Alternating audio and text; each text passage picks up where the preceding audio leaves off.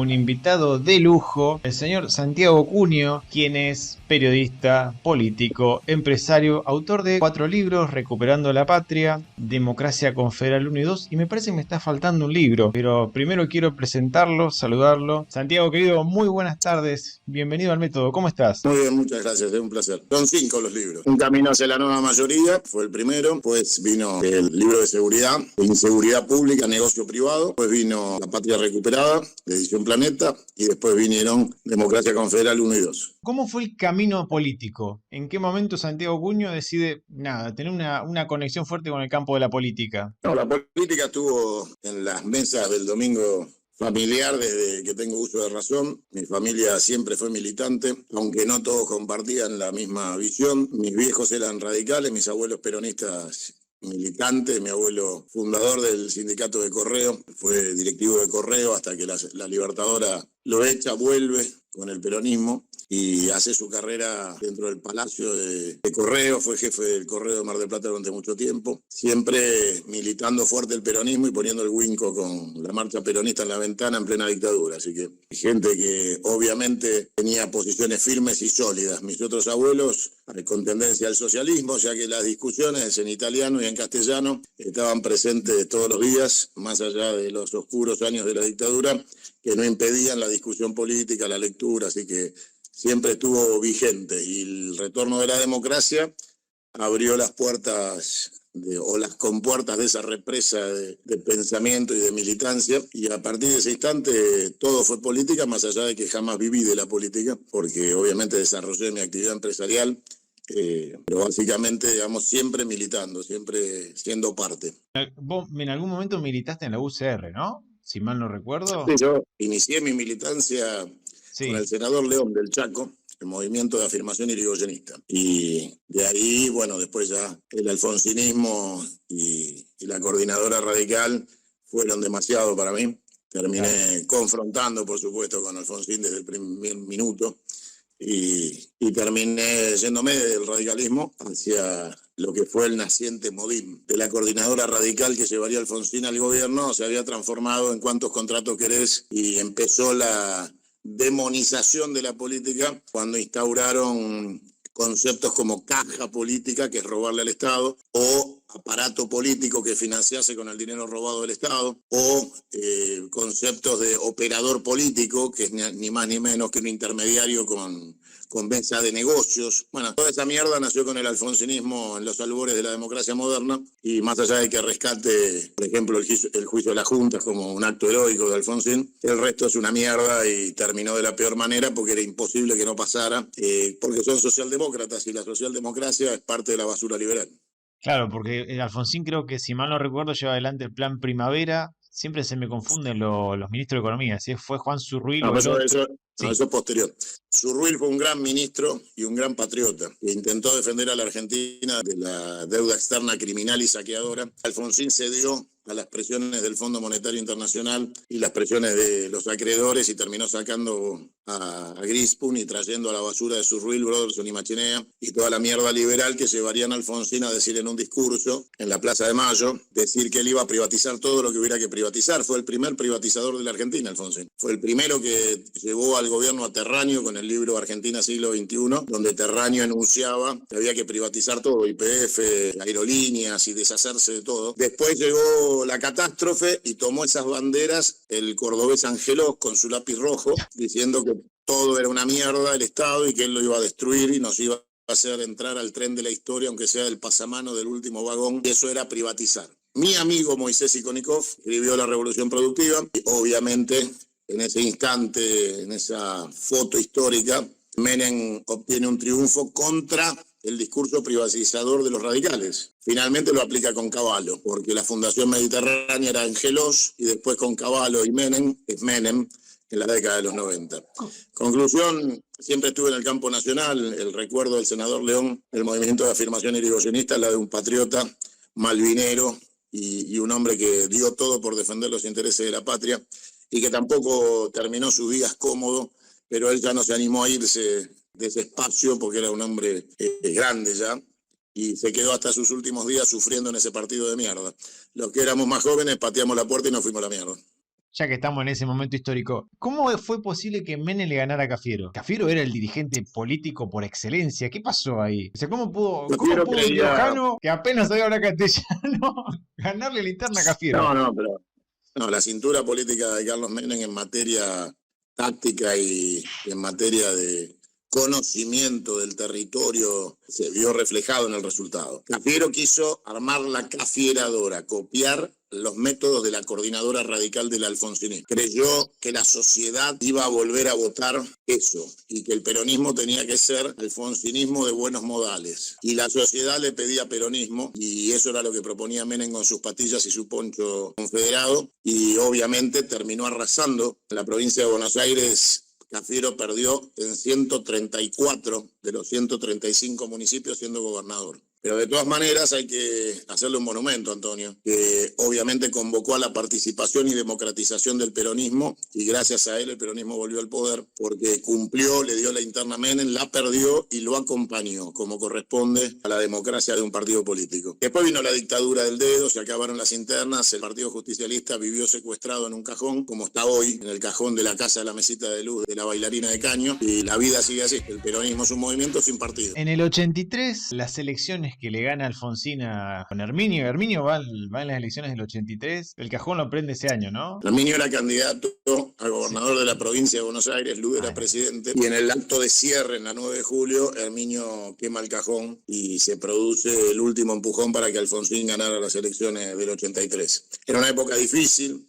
En ese momento, Alfonsín había denunciado el pacto síndico-militar, que supuestamente le garantizaba a los genocidas la impunidad a cambio del triunfo del peronismo, y la sociedad en pleno decidió votar por algo distinto. Alfonsín prometía juicio y castigo y en eso cumplió, y la sociedad quería días más luminosos. Las pintadas en las calles eran del peronismo, somos la rabia, y los radicales pintaban somos la vida. Entonces, después de muchos años de tortura, muerte, secuestro y violaciones de los derechos constitucionales, la gente eligió a aquellos que le proponían paz. Entonces el peronismo, cuando el cajón se quema, es un símbolo más de violencia que la sociedad no acepta. Y te aclaro que yo fui muy amigo de Herminio Iglesias y que lo aprecié mucho y que lo consideré un militante de fierro del campo nacional que sufrió tortura y prisión en tiempos de la dictadura. Pero más allá de eso, el error fue absoluto y eso permitió el triunfo de Alfonsín. Cuando Menem recibe el gobierno, 6 meses antes que se va Alfonsín, la convertibilidad no se aplica automáticamente. ¿Formaba parte del consenso de Washington la convertibilidad o era un programa económico en sí mismo que era sostenible en el tiempo? O sea, ¿podría haber tenido otro camino todo lo que fue sucediendo con la convertibilidad? ¿Cómo lo evaluás a eso? Viste que al principio de lo que era la gestión de Javier Milei decía vamos a dolarizar en toda una sarta de pelotudeces. ¿Qué lectura podés hacer de eso? Mira, el acuerdo de privatizaciones y de estabilidad monetaria ficticia se había firmado con Alfonsín, era el Plan Austral. El primer sistema de paridad cambiaria en la Argentina no fue el de Menem ni el de Cavallo, fue el de Alfonsín con su Real Brothers y Machinea. Cuando se lanza el Plan Austral, el Austral valía más que el dólar. Con lo cual, el primer día del lanzamiento del Plan Austral, vos necesitabas $1 con 18 centavos para comprar un Austral. Esa situación se revirtió hasta la hiperinflación en cuestión de 3 años, 4. Pero lo que te quiero plantear es que no existe manera de sostener de ningún tipo de artificio financiero una paridad ficticia que no sea teniendo que subsidiarla con dinero del Estado para que la paridad se mantenga, que es lo que están haciendo hoy. Hoy hace 1 año y 9 meses que el Estado, con el carry trade, alquila dólares a una tasa de interés insoportable para poder a su vez vender esos dólares baratos, para poder mantener una paridad financiada y subsidiada con pérdidas multimillonarias, que lo único que hacen es mantener el artificio de un tipo de cambio que a su vez hunde el aparato productivo de la Argentina. Entonces la decisión desde la década del 80, después de la derrota de la batalla de Malvinas, porque la guerra continúa, nosotros estamos en guerra con el Reino Unido por la soberanía de nuestras islas y la soberanía de nuestro gobierno, porque hoy tienen un gobierno anglófilo en la Casa de Gobierno, tenemos un gobierno de ocupación. Con lo cual, nuestra lucha por la independencia implica también la conciencia de que no existe independencia política sin soberanía económica, y de ninguna manera podemos seguir en este esquema liberal, fatorio, en el cual, por ejemplo, el peronismo, que es un movimiento revolucionario, se transforma en un partido liberal, en el cual te aparece Cristina diciéndote que somos capitalistas y bimonetarios, y Moreno te aparece diciendo que tenemos que trabajar bajo el lema de la doctrina Monroe de América para los americanos. Bueno, toda esa bestialidad criminal es porque finalmente los educaron a todos en el consenso de Washington, los hicieron a todos ir a practicar sexo oral a Miami varias veces y los mandaron de vuelta con el cerebro lavado. Con lo cual no tenemos hoy más que hacer memoria y darnos cuenta que todo se inició con la rendición de Alfonsín, y de ahí para acá todos fueron a practicar sexo oral al Fondo Monetario y a Washington, y pasando por Nueva York, por la Bolsa de Nueva York, y acá estamos, en un estado de quiebra absoluta. La Argentina está en default irrecuperable, con crisis política, porque si no sabes qué sos, no sabes hacia dónde vas, y si no sabes hacia dónde vas, no tenés plan económico que funcione.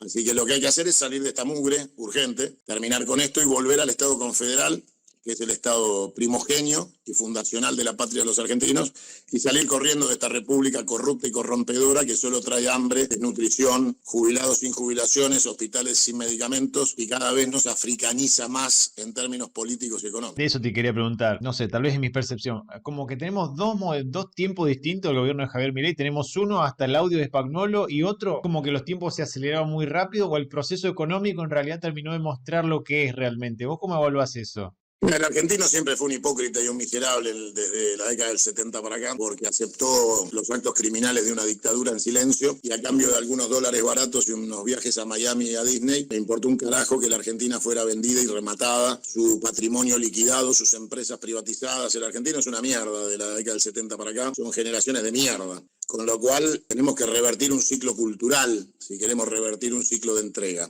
La realidad es que el gobierno de Milei estaba acabado antes de iniciarse, porque es un gobierno de ocupación. No vinieron a gobernar la Argentina, vinieron a descuartizarla. Son claramente oficia este personaje siniestro de síndico liquidador. La deuda la contrajo Macri, la consolidó Alberto y Cristina, y este viene a liquidarnos. Con lo cual acá no hay gobierno. Hay un síndico liquidador y una banda de miserables que vinieron a rematar la Argentina. Organizaron el remate y lo están ejecutando. Así que gobierno no hubo nunca. Siempre vinieron a hacer lo que están haciendo. Que aparezca corrupción es absolutamente normal, porque todos los gobiernos de la democracia moderna tuvieron corrupción, porque el sistema es corrupto, con lo cual ningún presidente puede evitar que sus funcionarios se corrompan, porque está armada la democracia republicana para que sea corrupto el sistema, que es una forma de administrar a la política. El lawfare, eso de que la justicia y los medios presionan a la política, porque la política se financia de las cajas de la política, como decía la coordinadora radical, y la justicia se entera y los diarios lo publican, con lo cual siempre la política está supeditada a sus propios actos de corrupción, que son denunciantes cuando están en campaña y denunciados cuando están en los gobiernos. Entonces lo que hay que hacer es salir del sistema corrupto, si no es imposible. Lo de Spagnuolo es nada más que la exteriorización de la crónica de una muerte anunciada. Iba a saltar Push en cualquier momento, y fue eso, como pudo ser. Y fue el caso Libra, antes que Spagnuolo. Entonces la realidad es que este gobierno de ocupación tenía tres banderas. La honestidad quedó destruida con el 3% de Carina y con el caso Libra. Tenía la bandera de venir a renovar la política, obviamente teniendo a los Menem, a Scioli y al jefe de gabinete que tienen. Quedó demostrado que es un gobierno del peronismo kirchnerista reciclado. Y después le quedaba la bandera de la economía, y esa se les fue a la mierda, porque como son un gobierno de ocupación, su única salida es volver a pedir préstamos interminablemente, y la Argentina está en default y los préstamos son impagables. Entonces directamente se ofrecen como factoría, y están esperando la llegada del embajador de Estados Unidos, Lamela, para que les administre el gobierno, directamente haga de interventor, porque ellos ya no tienen resto político para continuar. ¿Cómo es el panorama ahora para octubre en términos electorales? Nos presentamos obviamente en la provincia de Buenos Aires para romper esta trampa republicana y corrupta, y le pedimos a la sociedad bonaerense que elija, no que opte entre quién es más corrupto que el otro. Entre Sperm y Tayana se tiran baldes de mierda. mierda. Y nosotros no somos ni yanquis, ni marxistas, ni Sperm, ni Tayana. No somos la entrega al modelo financiero del modelo anglófilo saqueador, ni somos los que mataron a Rucci. Entonces nosotros no somos asesinos montoneros como Tayana y Grabois, y no somos yanquis expoliadores y saqueadores como Sperm. Nosotros somos peronismo, somos patria, somos nacionalismo. Y lo que decimos es que hay que, como decía el teniente general Perón, no hay que cambiar de collar, hay que dejar de ser perro. Entonces le decimos a la gente que cuando vaya a votar en octubre, termine de una buena vez con este modelo y vote definitivamente sí un cambio político trascendente, porque nosotros vamos, obviamente, por el final de este gobierno con el juicio político y después por la reforma de la Constitución, que es la única manera de salir de esta trampa asquerosa, corrupta, sucia, mugrienta y maloliente de la república, de esta democracia republicana. Así que votar a Spermo, votar a Tayana es votar siempre a los mismos grupos económicos que están atrás y lo financian. Siempre sos el pelotudo que elige el verdugo y nada más. Bueno, trata de elegir vida, salí de ahí, maravilla, porque si votás mierda vas a comer mierda. Todo este fenómeno de cooptación de los partidos políticos tradicionales argentinos, ¿cuándo arranca? ¿Después de la dictadura? ¿Después a partir del 83 en adelante? ¿O ya estaba un poco, como decía el general Perón, infiltrados adentro del partido, adentro del movimiento? No, la república es un sistema donde necesitas plata para hacer política, donde la política no puede desarrollarse honestamente y donde las ideas no valen igual que las de los demás. Cada uno se financia con dinero de corporaciones y grupos de poder económico que ponen 100 millones de dólares para una campaña presidencial. Entonces, quien llega a presidente debe 100 millones de dólares y con esos 100 millones de dólares, de los únicos que ganan las elecciones, que son los grupos monopólicos y oligopólicos, por ejemplo, de la comida, Unilever, Carrefour, Coto. Bueno, entonces vos terminás pagando el IVA a los alimentos, que es un peaje que pagan los pobres para comer, y lo pagás con Cristina y lo pagás con Milei. Porque finalmente Cristina le debe la plata a los mismos grupos que se la debe Milei. Y hablan con los mismos, con Urnequian, con Roca, hablan siempre con los mismos. Entonces, votes lo que votes, siempre votás a los grupos concentrados económicos. Siempre sos esclavo del triunfo de los monopolios y te crees que votaste algo distinto. Y votás la misma mierda. Por eso lo que les digo es, en octubre, salgan de ahí, maravilla. Voten Cunio, voten Confederación, salgan de ahí. Si no, la historia se va a repetir y dentro de un año van a ver como otro gobierno vuelve a fracasar, tus hijos vuelven a irse, vos sos cada vez más pobre y miserable y te vas a morir en la calle, cagado de frío, sin medicamento y sin nadie que te levante. Vos sabés que yo creo que fue la primera vez que te escuché que vos reivindicabas la Constitución del 49, que nadie habla de la Constitución del 49. O sea, todo el mundo habla de la del 94, que es verdad, que es una Constitución liberal, pero nadie retoma la Constitución del 49, que en realidad legalmente tendría que ser la constituida, porque se llevó adelante en medio de un proceso que era democrático, que era el segundo gobierno de Juan Domingo Perón. Perón entiende, igual que lo entiendo yo hoy, que no hay revolución sin cambio de la Constitución. Perón modifica la Constitución, consagra la Constitución del 49, que es una Constitución 80 años anticipada a la realidad. Y como siempre, Perón estuvo 80 años anticipado a la realidad, y consagra un modelo económico en esa Constitución del 50-50, y obviamente se anticipa a la economía híbrida china, que hoy es la triunfante a nivel mundial. Seguramente algún tintorero chino se la llevó para allá y la leyó Xi Jinping, porque ellos están haciendo lo que la Constitución del 49 decía. Pero básicamente la Constitución del Pacto de Olivos es una mierda liberal, una basura escrita por los yanquis en la embajada, y Alfonsín y Menem lo único que hicieron fue miserablemente negociar sus propios intereses con los poderes económicos fácticos y entregaron la Argentina a un modelo unitario, saqueador, expoliador y de mugrientos ladrones, que trajo después 4 presidentes porteños de mierda: Mauricio Macri, Alberto Fernández, Javier Milei y Fernando de la Rúa. 4 hijos de puta, nacidos de una paja del obelisco, que por supuesto hay que dinamitar. La ciudad de Buenos Aires debe volver a la provincia de Buenos Aires porque es territorio bonaerense, es el municipio 136 de la provincia de Buenos Aires y se debe elegir un intendente, igual que en Pigüé, Bahía Blanca, San Isidro o Avellaneda. Hay que dinamitar el obelisco, lo que es un símbolo extrafalario de una secta espantosa que administra el saqueo desde Buenos Aires del modelo unitario y saqueador, y terminar con este con este esquema de unitarismo anglófilo que nos trajo a este horrible y despreciable presente, donde la Argentina ha dejado de ser para volver a ser una idea y no una realidad. Bueno, el desafío es volver a hacer que la Argentina sea una realidad y no terminar como Yugoslavia o Palestina. Ahora, el relato progresista se ha encargado de dulcificar la figura de Alfonsín y demonizar la del Riojano también. ¿Por qué se da eso así? Si son una continuación política de lo mismo, en una continuación, poner económica de lo mismo, ¿por qué se encargaron de hacer eso? Los liberales y los socialdemócratas son la misma mierda. Están uno en un extremo y otro en el otro, la misma mierda. Son una propuesta edulcorada en sí misma para generar alternancia. Cuando se agota el modelo represivo saqueador de endeudamiento, te ofrecen un balde de mierda llamado socialdemocracia, que es la misma mierda pero con polenta, y entonces te hacen creer que volviste a tener un día feliz. Entonces ellos tabulan que el sistema no se caiga fuera del sistema, ofreciéndote como contrapartida del mismo ajuste, de la misma hambre, del mismo desprecio por los valores de la patria y su desarrollo prospectivo, te ofrecen una alternativa de mierda socialdemócrata, Alfonsín y Cristina. Entonces de un lado tenés a Macri y a Milei y del otro Alfonsín y Cristina. Todos los cuatro son una mierda y los cuatro te proponen la misma mierda, un país dependiente, pobre, miserable y arrodillado. Te hago esta, Santiago, y te dejo tranquilo. Somos un país muy extenso en términos longitudinales, ¿no? Miramos al mar Atlántico, hay una gran parte es desértico de nuestra Argentina, otra parte, bueno, llanura y demás. ¿Es viable o pensar un programa de migración interna hacia adentro, de poblar realmente este país? Porque si uno lo mira, está completamente despoblado y macrocéntrico, ¿no? Macrocefálico, perdón. Todo está concentrado en las ciudades grandes. ¿Eso es así? ¿Está pensado de alguna manera de esa forma? Porque nadie piensa en la Patagonia como un lugar viable para que sea poblado, justamente. ¿Qué punto de vista tenés al respecto? El día que se llevó adelante el cierre de los ferrocarriles, por ejemplo, en el gobierno de Menem, fue un acto criminal, vandálico y delictivo por el cual debió pagar prisión de por vida Menem. Obviamente que son planes ejecutados de destruir el vector Cóndor, atacar la política nuclear argentina, todo lo que tiene que ver con la destrucción de los planes estratégicos sustentables de la patria de los argentinos es traición a la patria. Yo propongo que en la reforma de la Constitución se incluya la traición a la patria con pena de muerte. Entonces empecemos a corregir todo esto de manera inexorable e inmodificable en el tiempo. Que la Argentina no pueda volver a ser descuartizada por un hijo de puta que gana una elección por 4 años para ser administrador transitorio del Estado de los argentinos.